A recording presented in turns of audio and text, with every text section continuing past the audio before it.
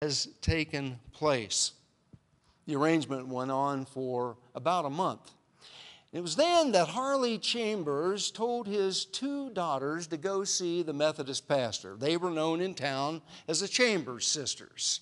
Chambers sisters go to the Methodist pastor at the bequest of their father, who was the chairman of the school board, because he wanted to have a meeting of the school board along with a dinner, and he wanted to hold it at the Methodist church.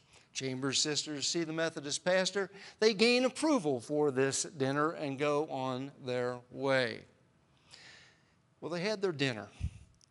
By the way, did I tell you that the Chambers sisters were the ones that caused the fire at the Presbyterian church?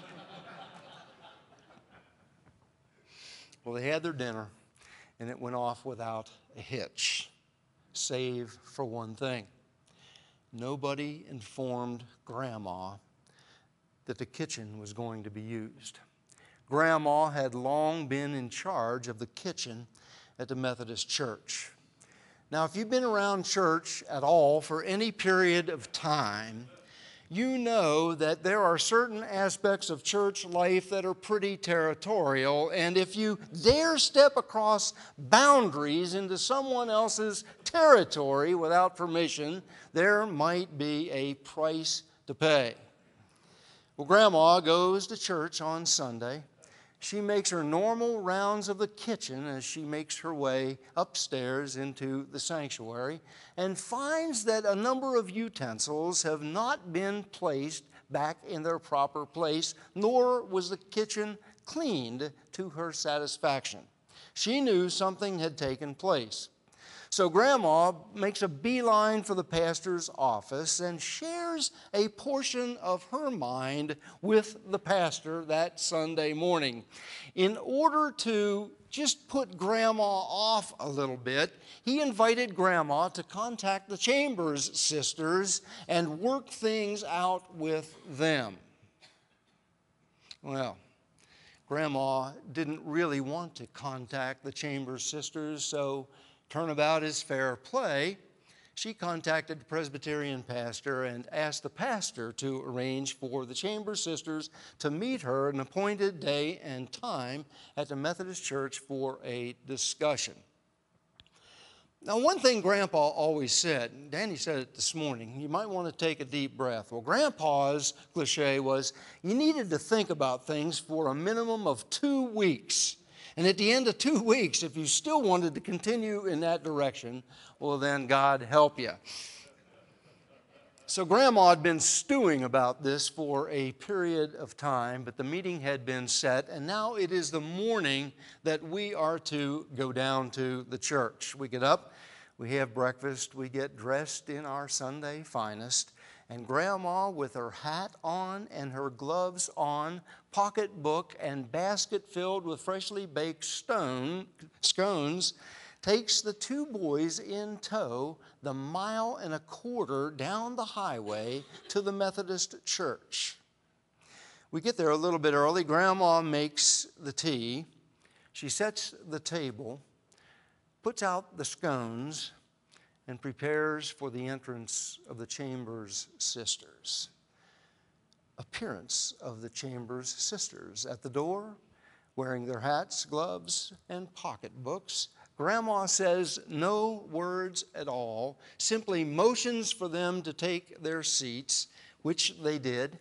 Still nothing being said. Grandma offers a brief prayer, pours the tea, passes the scones around.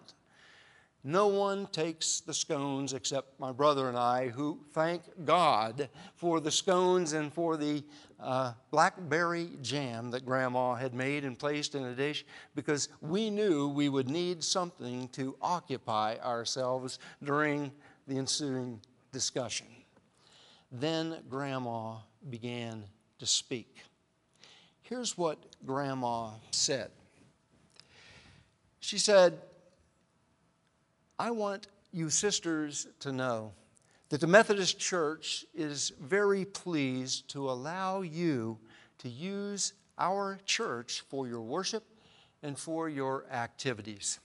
And I want you to know that I, as the person that oversees the kitchen, invite you to use the kitchen at any time you wish.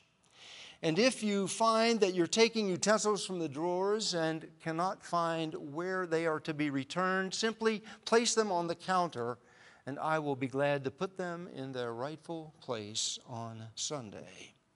Also, if you have problems cleaning up or if you're under pressure to clean up, please let it go. Just let me know, and I'll have a group of ladies go down and clean up the kitchen following whatever activity you have. That was the last words said. We looked over at the Chambers sisters. They nodded to Grandma. Grandma nodded back to them, and the sisters got up and left the room.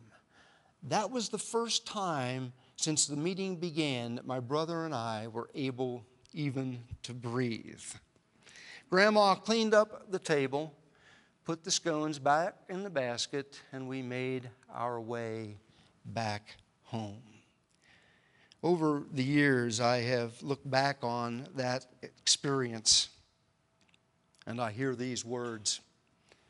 Finally, all of you have unity of spirit, sympathy, love for one another, a tender heart, and a humble mind. Do not repay evil with evil or abuse for abuse, but on the contrary, repay with a blessing. It is for this that you were called, that you might inherit a blessing. For those who desire life and desire to see good days, let them keep their tongues from evil and their lips from speaking deceit. Let them turn away from evil and choose good. Let them seek peace and pursue it. For the eyes of the Lord are on the righteous, and his ears are open to their prayers. I don't know about you, but I have yet to be able to achieve what the text says this morning. But the example is before me and before us to do otherwise. Amen.